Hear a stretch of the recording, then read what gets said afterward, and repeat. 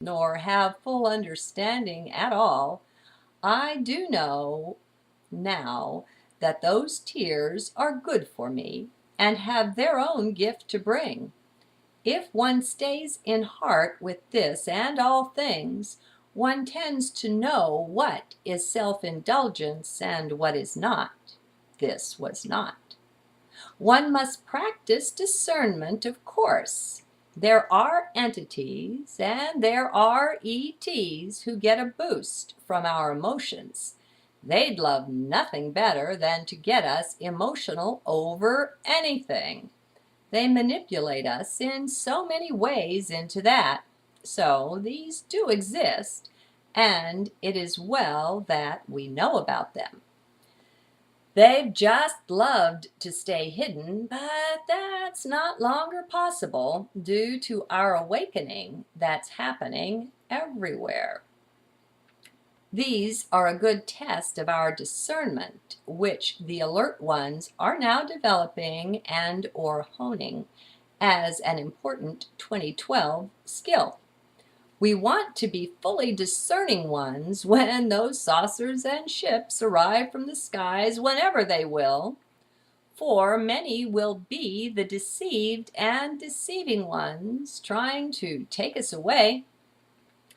The George Kavicilis lecture is a good alert to this situation.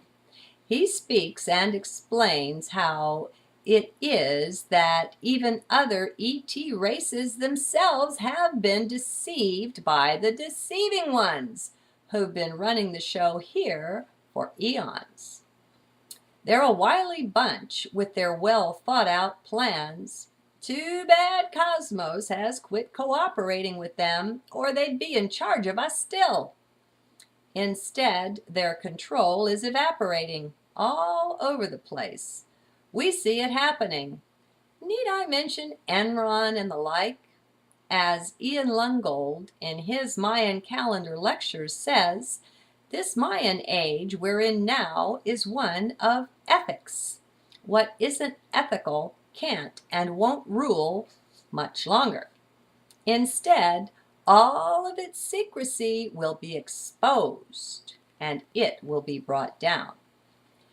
This is happening everywhere, not just in the high places like that. It happens also personally, so you may have examples closer to home where you see this. Ethics now rules, and like it or not, nothing else can stand in its way. I love it, and I'm sure you do as well. The last Mayan age or cycle before the close of the calendar begins in 2011. I recommend everyone spend at least a little time with the Mayan calendar familiarizing yourself, for things are set to get a boost, a further acceleration when the last cycle arrives. It starts on, oh dear, fill in the blank. I meant to look that up, in 2011. It starts in early 2011, and I think it ends like in October. Each cycle is only 20 days. Each cycle we've been in the Mayan calendar, has marched ahead 20 times faster than the previous one. Thus, in the cycle we've left next but last, we measured a generation or a generation gap at about 20 years. The cycle that followed, the one we're in now ending, what had happened in 20 years and made it happen in one? Well, about that. It takes 360 days. Well, the next cycle oncoming will speed that up a good bit. What took 20 years, then sped up to just less than a year, will now occur in, are you ready for this? 20 days. While I don't emphasize the mind at all, I do recognize that having knowledge aforetime can soften the shock and the blow that this acceleration can bring to the unknowing, the unprepared ones.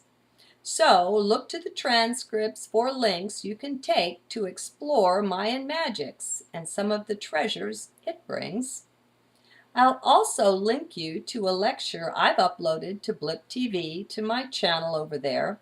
Though these lectures are long ones, so much benefit is to be had from them. I recommend everyone pick at least one lecture and listen to it. There's no need to listen to them all unless you want to. The bulk of the understanding can be gained from each one. Oh, and transcripts there are on the site for the lectures in a number of languages. Would you believe, including Greek? Maybe Ian was Greek. I don't know. His middle name was Zell, X-E-L, so maybe so. God's blessings to you, my friends. I'm glad to be on this ride into light with you. Buckle in, saddle up, or whatever you like, and let's go.